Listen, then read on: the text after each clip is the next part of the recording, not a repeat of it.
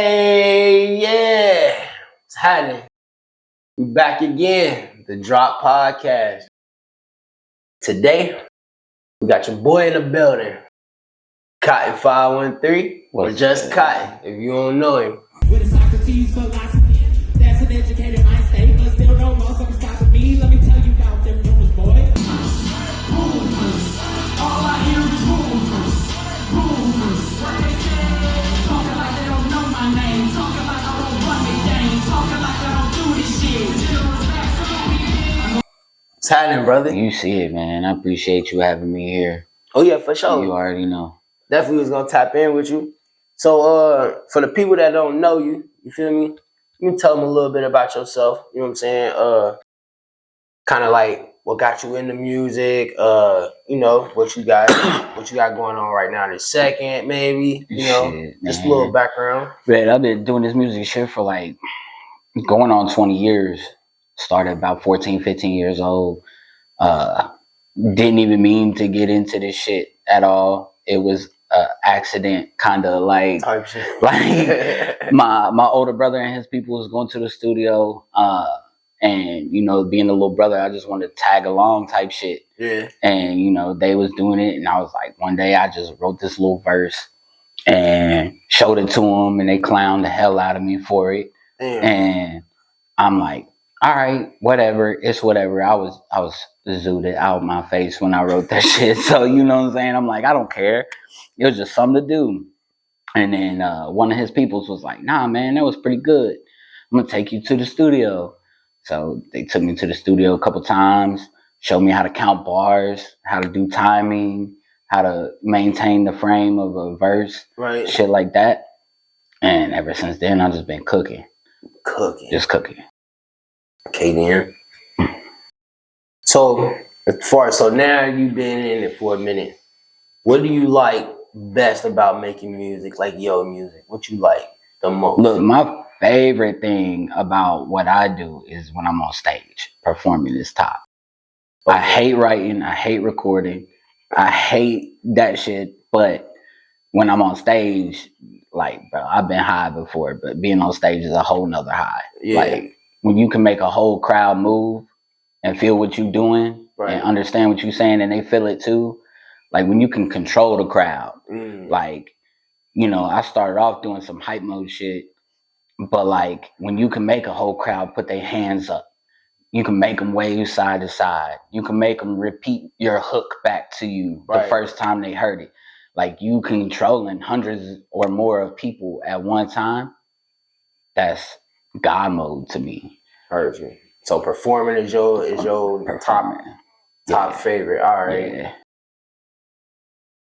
So give me what's next. Cause I know, like, I went and looked, you know, I always do my research. I know I always do my research. Whether I work with you or not, I always go pull my research, right? So, like, it's been a little minute since you know what I'm saying, since you gave something to the people. So, like, you know, what's next for Kottyn, man? Like, I know it's what people want to know, but they've been asking the people been begging for some shit. Some people know I took some time off for a hot minute, and that's been a while back. I dropped like 5 singles in the last 2 years, so Yeah. I've been slow motion with it. But your most recent one, like a year, Yeah, it's been like a year. was that Imperfect? I think I think the song "Imperfect" was the last one I dropped. It was either "Imperfect" or "Robbery." I think they hit the same year within Yeah. a couple months. Yeah. But since then, man, I just been life. You know what I'm saying? Life hits. But what I'm working on a new album right now. You got a name? You got a name on it? I'm pretty sure that we're gonna call it Still Infamous, The Return of the General. Because the last full album I released, and yes, it's been a minute, was 2012. That's the last solo album. You overdue. Me and a former partner of mine, we did an album together that dropped that was like 2016. Damn. So But that's when I kind of dipped off. After 2016, I kind of disappeared. But that was because I was tired of getting swindled by promoters and other people in the business. Yeah. So I took like 5 years off of making music. I still was out touring and doing shows off the same songs. You just wasn't making new music. Staying relevant, but I wasn't making anything new because I wanted to learn the business side of shit so that I wasn't getting hustled anymore. I get that. And then I jumped back in a couple years ago. And then things happened, started working with a different label, started building a new label, things like that. And it was like, people was telling me like, bro, you hot, you still doing shit. Like the shit you can do is better than a lot of motherfuckers that's out here doing right now that's popping. Yeah. So I jumped back in just to be like, all right, fuck it. You know what I'm saying? And that shit took off. That was the song Talking My Shit. Right. That was a couple years ago. Like I dropped that shit, that the streams started jumping on it, all that. And I'm like, all right, I'll jump back in. I did a couple more singles, like I said, like 5 over the last couple years. But man, right now, everybody over the past, like last year, I toured a lot. So a lot of people's looking for new music because every time they go look for it, they're like, man, this is a year old, like you said. And now they want the new shit. So I'm getting ready to lock into a bunch more shows and stuff this year. So I got to bring new music. I can't keep doing the old shit. Nobody can keep doing the old shit all the time. Right, because music changed. So, but the album going to be called Still Infamous, The Return of the General, because when I first started, now it's just Kottyn, but I used to go by Kottyn the General. And the last solo album I dropped was called Infamous. Right. So I want them to know I'm still here. I'm still with it. I can still do this. So I'm still infamous. And Return of the General. In Return of the General, because I'm coming back and I'm coming back hard. So you said you was building a label, right? Yes, sir. I did catch that. So from what I understand, some new acquisitions done happened. You feel new me? Acquisitions. This where all the shit gonna get popped off. Yeah. Nobody else get the leak. You get the leak. So first off, congratulations on that. Thank you. A lot of people they don't understand the responsibility that come behind something like that and the kind of things you got to go through. But a lot of people can't handle it. So speak on that though. Like speak on that for a minute. Like, you know what I'm saying? That new label shit. So what really happened was I was with a different label. And no hate towards them. It's all love still. It's just business decisions had to be made. So I walked away from my old label after 15 years. Right. And really, the label is NFG. Stands for No Fucks Given. It started off as a brand. That was another artist's brand that I was managing. Shout out Doris Ann. We brought her into the old label. There was a lot of default problems in that. So after that, we walked off and we decided between me and her, let's not just make it a brand, let's make it a label or like a music group. You know what I'm saying? And we just started running with it, touring shows. Everybody loves the energy because everybody got that feeling in their body where you just don't give a fuck. You know what I'm saying? So I have my moments. Since it was her brand, I was helping her, market that brand. Do that because marketing and all that, she wasn't really hip to that. She was new to music, so I got her hip to how to do the marketing and everything. I took that 5 years off to learn. Yeah. And then we kind of just expanded into let's put some more artists on. Right. And that's another thing I do is artist development and producing and bringing artists in and showing them how to do what we do at the same time without getting swindled. Right. So I'm like, let me manage. I manage artists. I get artists booked on shows, tours, etc. But that's what happened recently is, we got another artist. Shout out Bull Davis. He'd be around soon. Shout out Bull Davis. He does have some music out. Make sure you search Bull Davis on all streams. Make sure you search Doris Ann on all streams. Make sure you search Kottyn on all streams. But what we did was recently, it was kind of her label. Yeah. But she, no down talk to her. It was she just couldn't handle all the business of it while being an artist and trying to push herself and her music at the same time while trying to maintain dealing with us as artists around too. So she does kind of the same thing I do. She can help book and stuff like that because she's got access to promoters that I don't have access to. Right. You know what I'm saying? So we do that in our group. If I got this promoter looking for artists, we get booked. I get us all booked if I can. She does the same thing. Like she got a promoter that's like, hey, I need artists for a show. Da da da. We get us all booked. Right. We put the whole team on. But as of recently, things have changed, and we decided between me and her that the label, the music group itself, is better maintained if I control. Right. So, because I've got the time into the music game, I've got the mindset to push my music, push other artists' music, and maintain what the whole label's doing as a whole. So, as of like a week ago, it's official. I run and own NFG. Kottyn. So Kottyn. be ready, cause so look. I got the album. Doris Ann got new music ready.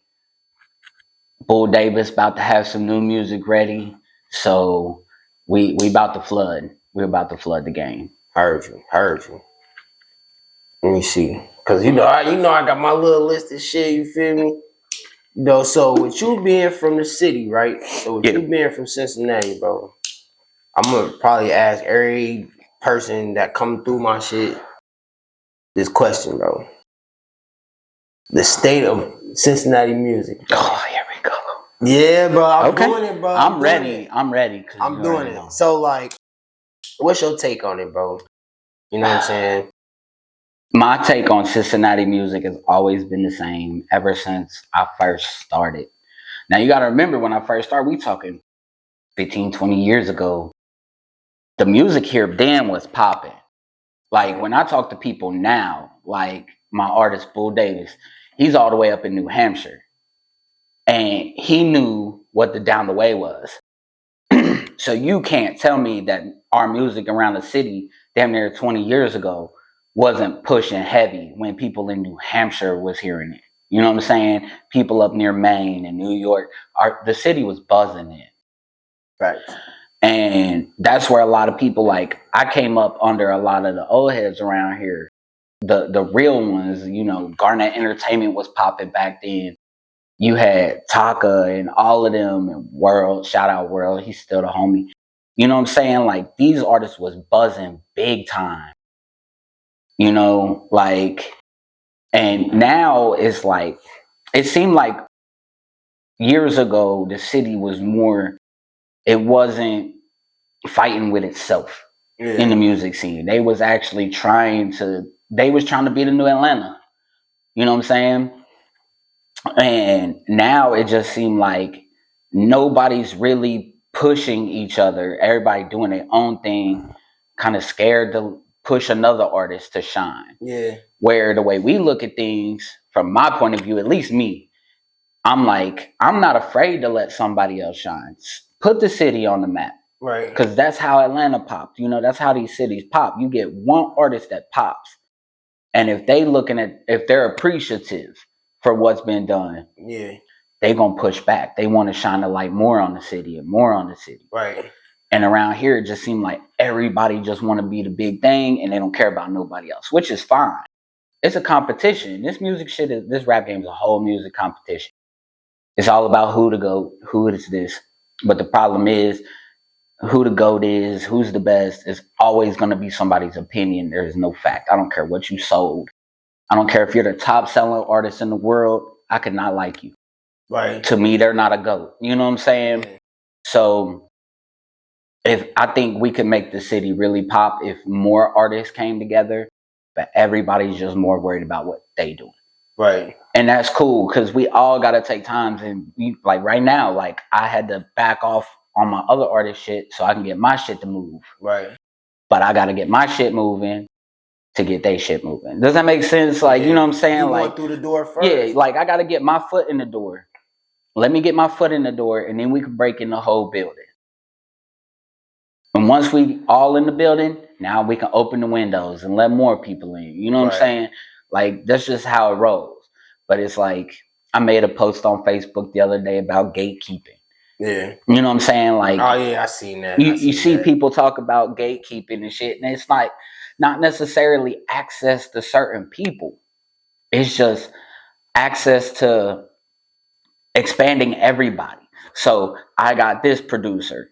So when people are like, yo, I need beats, I'm going to send them to my producers. Right. Because I want my producers to make money, because my producers are going to push my music because they help make it.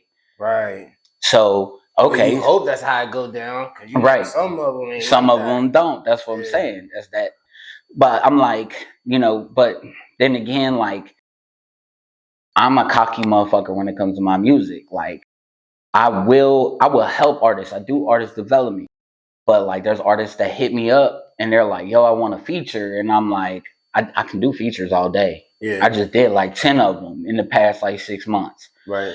But if you ain't got the following, you ain't got no marketing, you ain't got this and that, I really would rather work with them and help them build that before I do the feature. Yeah.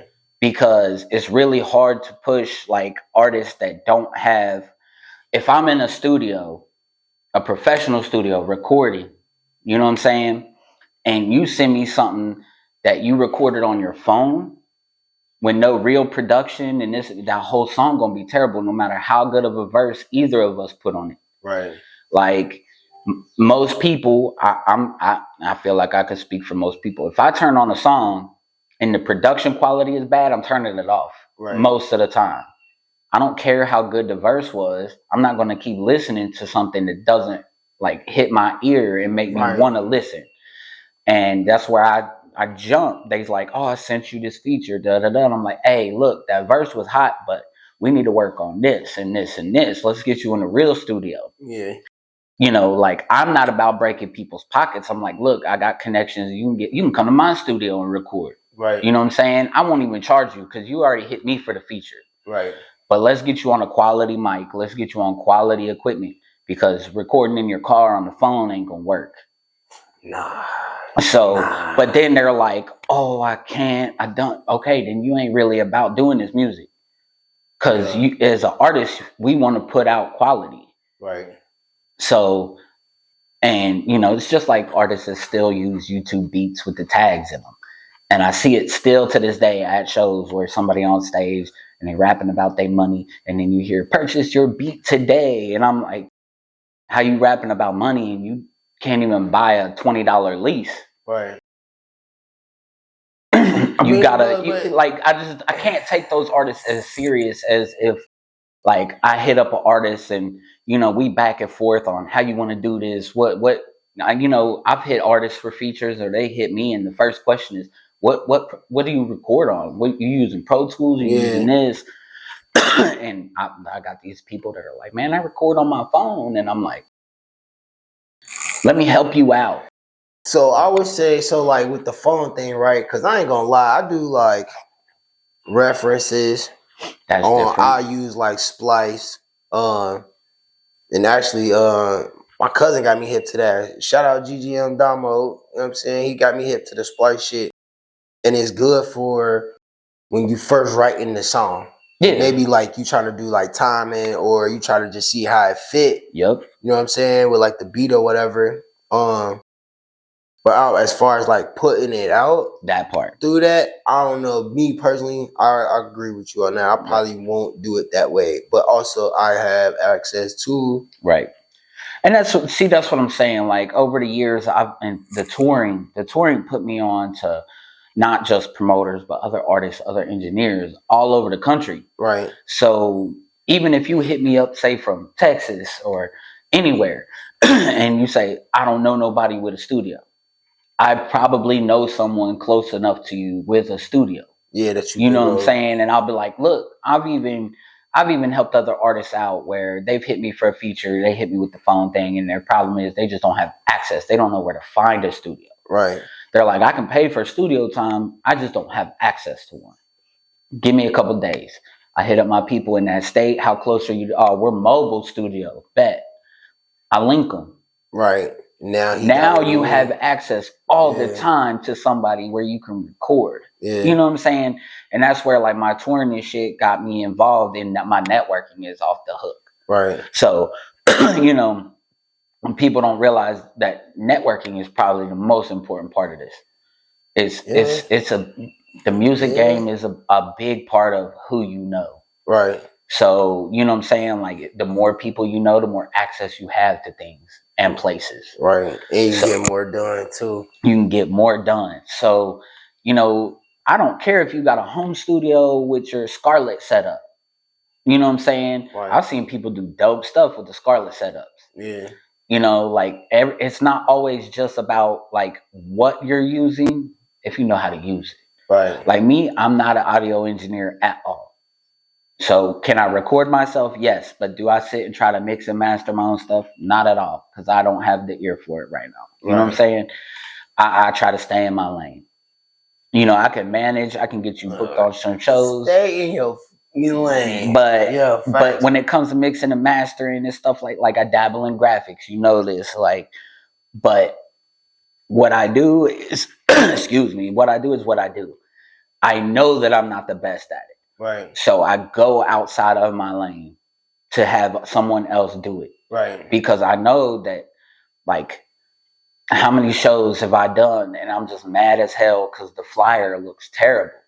Yeah. You know what I'm saying? Like, the flyers are terrible, and that's why I will go. A couple times, like, you know how we work. So, like, I'll be like, I hit you up, and bro, their flyer for this whole show is ass. So I need you to make me a personal flyer. I'm gonna post them both, but mine's gonna pop. Yeah. You know what I'm saying? Like, and I try to hit these promoters up, like, bro, my people don't charge like everybody else charge. Yeah. Like, I can get you quality flyer work done through my people, and it won't cost you way out of budget. But they're sitting here like, no, they want to cut corners and save money and do it themselves with no idea what they're doing. And then you get a flyer for a show that's crumpled. The quality is bad, like way too much put into it. You know what I'm saying? And I'm like, man, for like less than a situation like that, my bad, I ain't mean to cut you off. So a situation like that, what's the other side of that look like? Say like, all right, cool. Hey, drop. This flyer shitty as fuck. Made me a personalized flyer. You know what I'm saying? I'd be like, all right, cool. The original flyer, or any flyer for that matter, is to generate the people to come to the show, right? Right. So when they shitty like that, do you see it like a people big don't gap want to show up? Like, yeah. You know what I'm shows. That shows me that the show promoter is not investing in their own stuff. Yeah. If you want a show to pop, give me some quality. It's like a movie trailer. Yeah. If you want people to come see a good movie, even if the movie bad, I bet the trailer's good. Yeah. People go see it. Right. You know what I'm saying? People be like, dang, that movie looked good. I'm gonna go watch it. And then they're like, well, that movie wasn't that good. But they got there. You know what I'm saying? You gotta put something together. Like, people have a very short attention span. So if they scrolling through Facebook, and I know me personally, if I see a flyer that's like just unappealing, doesn't pop, doesn't stand out, nothing, it looks oversaturated with too much details, I'm scrolling past it. You know what I'm saying? Give me a solid flyer, you know, because if you can't invest in a $40, $50 flyer for your show, I don't think people are gonna show up.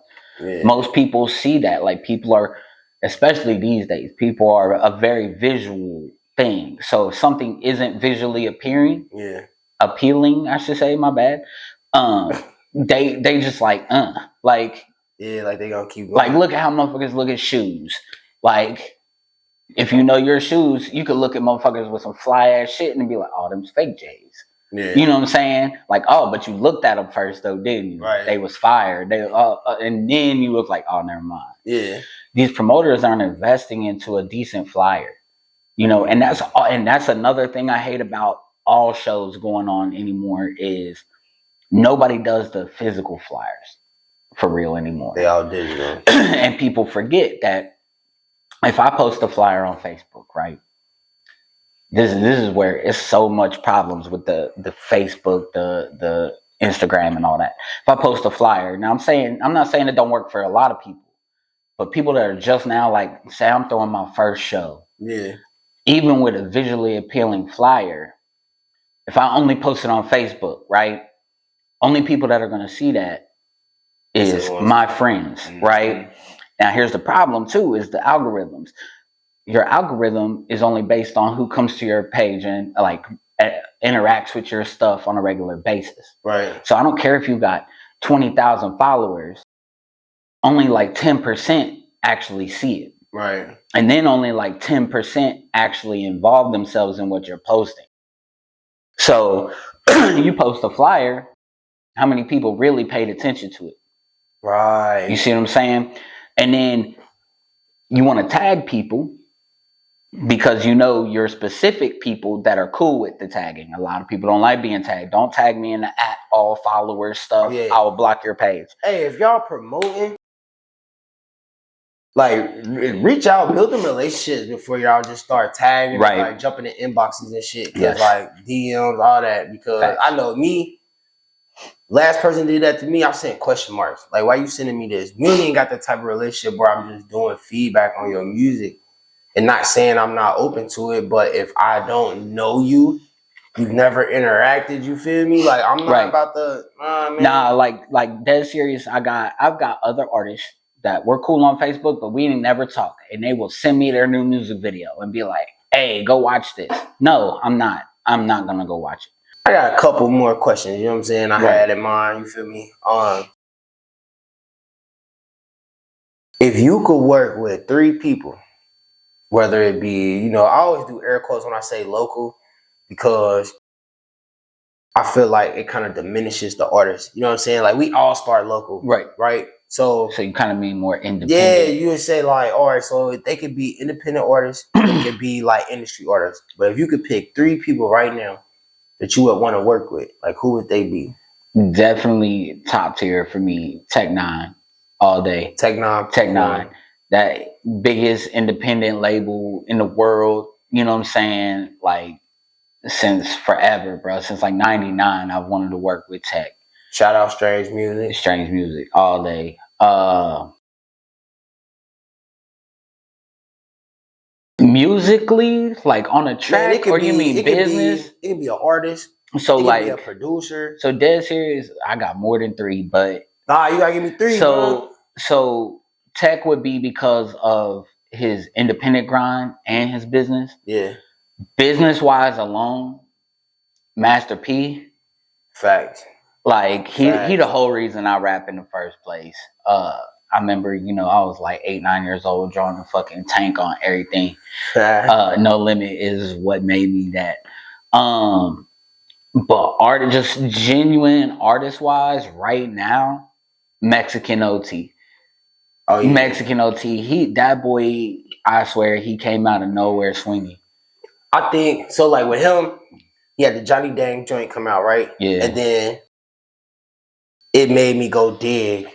I was like, man, what other joints he got? Because you know, we always start with that single at a pop, right? And sometimes they be one hit wonders. They'd be like, all right, well, yeah, nah, he nice. Like, I fuck with him too. So like the reason with him is I heard him a couple years ago. He had this track called Azul. Yeah. And I heard that, you know, just floating through YouTube one day. I just, you know, pick on new shit. Yeah. Okay, what's this? Bam. Click on it. That boy was going on that track Azul. And like he was just snapping. And like his flow different. And he even make fun of it now because a lot of people say he sound like Kevin Gates. But I don't see the reference though. It's his voice, but Other than that, nah, because even now, like people say he sound like the baby and Kevin Gates. I mean, His cadence like the baby. I can see his that voice like similar. Gates. But bro, this dude is he Mexican, but like he ain't just rolling his R's, bro. He be rolling letters that ain't supposed to roll when he rap. Yeah. You know what I'm saying? And like he even poked fun at himself in songs. Like he was going in. I think it's one of his older tracks. It's not one of the most popular tracks. But in the middle of it, he just started rapping with the R's rolling and the letters rolling. And he say some flippity dibbity did, and then he say some. He literally the next bar he said, "I just made up some words, but it sounded dope, didn't it?" And I was like, "It was though." Like you know what I'm saying? Like he pulled like an Eminem on that. You know what I'm saying? Like he just made up some fucking words and made it sound cold, and they made fun of it for doing it. Like you know what I'm saying? But just artist wise. Mexican OT because like my son loved him. Yeah. And my son was like, you know, he grew up with me doing this music shit. Right. So like I used to carry him in the studio in the car seat. So he like, if you get a track with OT, that's it right there. Like, right. So I'm like, yeah, I fuck with OT anyways. So now my son like, Dad, you ain't made it till you do a track with OT. And I'm like, that's all I gotta do now. You know what I'm saying? But yeah, Tech, Master P and Mexican OT right now would be my top 3 out of 5. For real. Them all good picks too. So, like I said, before we close out, I'm gonna ask you this last one, right? And then I'm gonna let you do some shout outs to your people, shit like that. Like I said, we're gonna get your info up here, shit like that. But if you get one piece of advice to an artist, whether like just starting their journey or maybe they a little bit into it, you feel me? Like, but not seasoned motherfuckers. Right, or, you know right. Somebody like, say like somebody see this, they just starting their career or whatever, and they like, damn, what can I pull from this video? You know what I'm saying? What can I pull from this podcast? Just give me one piece of advice that you would give to them. This shit's a journey. Like, the easiest way I could put it is don't expect to pop off rip. Everybody's so worried about going viral. Put the work in. Don't skip the work. You put the work in and you're going to see how everything works better for you. Because once you get lucky if you go viral. Yeah. That's a luck. You know what I'm saying? Like you got to hit that pop. It's rare to actually do it. We see it a lot more now, but put the work in. Don't skip the steps. There's a long way from packing up CDs up. Right, man. We used to backpacks up CDs out the trunk. You know what I'm saying? Yeah. Hanging flyers on every window that we can. Yeah. Telephone poles. Like, yeah, the digital age helps, but it hurts. Yeah. Don't be afraid to put the work in. Don't be afraid to spend your money and invest in yourself. Like I said, if you got to start off on the phone, cool. Find yourself a studio. If you can't find yourself a studio, find somebody who can find you a studio. Holler at me. You know what I'm saying? Like, people are so quick to just, and then they quit because they didn't pop. They didn't go viral. Yeah. You know, I just heard another artist interview that said, you're going to go, sometimes most artists go at least 10 years before their first song pops. Yeah. There's a lot of artists where I do my research. Like, Fetty Wap. That Trap Queen joint was out for over a year before it got picked up and popped. Right. Another thing is, even for some of the more seasoned artists, make sure you still promote your old music too, because your old music is old to you, but is new to the new people that don't know you. So if you got 4 or 5 albums, mixtapes, all that stuff out from years ago, yeah. If somebody just heard me today, I'm working on a new album. I'm going to throw them the first 5 singles that I did over the last couple of years, but I'm going to give them the link to the old albums. All that's free. Right. You know what I'm saying? Now I'm giving you a reason to really like me. I'm giving you a big chance. I'm giving you plenty of music while I'm working on this new album. Right. So you just heard one song and you fuck with it. Okay, here's my backlog. Right. It's all new to them. Now you're going to boost your streams. You know, we came up in an era where streaming wasn't a thing. Man. And there wasn't no streams. It was hard copies all day. Yeah. you knew how many you sold because you had to print them bitches. You know what I'm saying? We was running around with 10 different computers burning CDs and duplicators and shout out to the duplicators. we couldn't even afford the duplicators, so we straight up had 10 different computer desktops with a burner burning 10 discs at a time, running around, 5 of us just going, printing our own Office Depot CD covers, popping them out, sliding them in. We had to put in that work. But don't be afraid to put in that work still. I don't care what nobody says about that either. People still buy hard copy CDs. Yeah. They still do. A trend I started seeing was the vinyl shit. Like, I think the first, I want to say it was I want to say like Tyler the Creator or some shit. And I was like, the fuck, this is a record. Like, hold on, man. Like, damn, niggas buying vinyl. Don't get me wrong, I got a record player, so like, I fucks with it, but I fuck with it more for the nostalgia. The thing about the CDs and the vinyl right now is anybody who's independent knows that the streaming don't pay. The merch is where you make your money. Merch. Until you get decent show money, the merch is where you make your money. Yeah. Right? Them CDs and them vinyls, that's merch now. That's not, people ain't, most of the time, are buying that just to have it. Right. Got a signature on it. You know what I'm saying? People ain't buying the CD to pop it in a CD player because everybody got Bluetooth and you can go stream my music for YouTube for free. You know what I'm saying? So, but it's something for them to have. Right. Because now look at like our parents, they grew up on the vinyls and the 8 tracks and stuff like that. Look how much that shit worth now if it's never been opened and never been touched. You know what I'm saying? So if you pop in right now, or if people buy my CD right now and they never touch it and I autographed it and I blow up big time and then something happened to me. Right. Who got a copy that's never been touched? Right. How much that gonna be worth in the future? You know what I'm saying? Like things like that. Crazy. Like it's merch. People still will buy albums. And I'm telling you now, even if they don't play the physical CD, you're going to make more right now off that physical than you do on your streams, unless you really pop it. Right. If you got, people, 100,000 plus people streaming daily, that's cool. It still ain't paying what that physical is. Right. If I put an album out and sell that physical for $10, I made my $10 off that today. I ain't waiting quarterly for a payout that's a percentage of a penny per stream. Right. If I do 10 songs on this album, I sell it for $10. I just made $1 per song right now. Right. If I sell 100 copies of that CD this week, right, I made $1,000 this week. I ain't waiting for all that streaming money to kick up later. Right. You know what I'm saying? And to me, that's merch, even if they ain't listening to it, because most of the time those people are going to buy that CD for 10, and then they're going to turn around and go stream the music anyway. Right. So you're kind of getting paid twice. Yeah. You see what I'm saying? Yeah. Like, there's a hustle to it. So we gonna wrap this shit up, right? Right. But I'm gonna give you an opportunity, like if we got shout outs, you know what I'm saying, little message or some shit. Go ahead and let the people know what's good, bro. Hey, yo, you know what it is. It's Kottyn, Kottyn. Find me everywhere. Just Google it. It'll pop up everywhere. NFG the label. Shout out Doris Ann. Shout out Bull Davis. Shout out Drop. Much love, y'all. We out this bitch.